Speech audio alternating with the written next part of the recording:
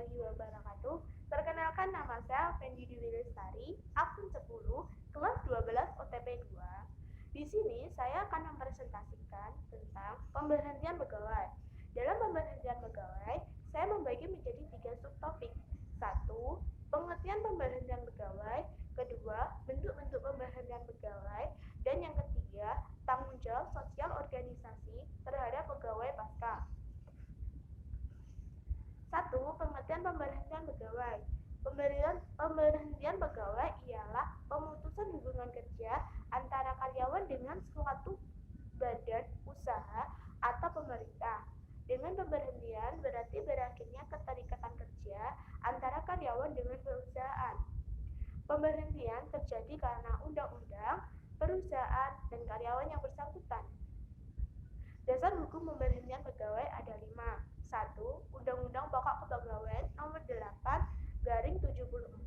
Kedua, Peraturan Perundang-undang Nomor 32 Tahun 1979 tentang pemberhentian PNS.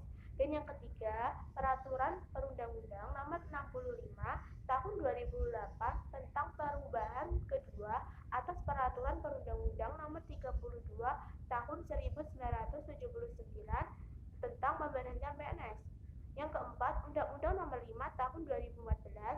Dan yang terakhir ialah Peraturan Perundang-undang Nomor 21 Tahun 2014. Yang kedua ialah bentuk-bentuk pemberhentian pegawai. 1. Pensiun. Pensiun ialah jaminan hari tua terhadap PNS yang telah bertahun-tahun mengabdikan dirinya kepada negara. Setiap PNS yang telah memenuhi syarat yang ditentukan berhak atas pensiun. Untuk menetapkan jumlah pensiun, pegawai perlu diketahui dasar pensiun ialah gaji pokok terakhir yang berhak diterima oleh pegawai sebelum ia diberhentikan sebagai PNS dengan hak pensiun. Kedua, pemberhentian atas permintaan sendiri dari pegawai ialah pemberhentian dengan hormat oleh pihak perusahaan setelah mempertimbangkan dan menyetujui permohonan pengunduran diri dari pegawai yang bersangkutan karena alasan-alasan pribadi atau alasan tertentu. Yang ketiga ialah pemberhentian langsung oleh pihak perusahaan. Bentuk pemberhentian ini dilakukan oleh pihak perusahaan disebabkan antara lain 1. Karena adanya penyederhanaan organisasi atau rasionalisasi, yaitu pemberhentian dengan hormat yang dilakukan oleh perusahaan sehingga menyebabkan perlunya penyederhanaan organisasi atau rasionalisasi. Yang kedua, karena pelanggaran disiplin, penyelewengan, atau tindak pidana lainnya, yaitu pemberhentian tidak hormat oleh pihak perusahaan terhadap pegawai yang telah melakukan pelanggaran, penyelewengan, atau karena tindak pidana yang mengakibatkan yang bersangkutan terkena hukuman pidana. Yang ketiga ialah meninggal dunia. PNS yang meninggal dunia dengan dirinya sendiri dianggap diberhentikan dengan hormat sebagai PNS.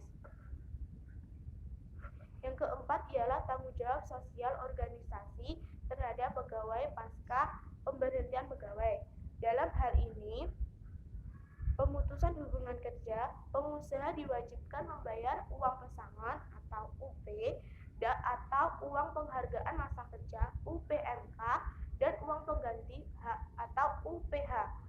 Kedua, uang tunggu. Uang tunggu diberikan paling lama 1 tahun dan dapat diperpanjang paling lama 5 tahun. Dan besarnya uang tunggu ialah 80% dari gaji pokok untuk tahun pertama dan 75% dari gaji pokok untuk tahun-tahun selanjutnya. Yang terakhir ialah kesimpulan. Kesimpulan dari presentasi kali ini, 1.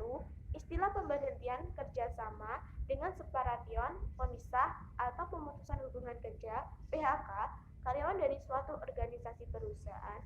Dengan pemberhentian berarti berakhirnya keterikatan kerja antara karyawan dan perusahaan. Yang kedua, ada beberapa alasan yang menyebabkan seseorang berhenti bekerja. 1.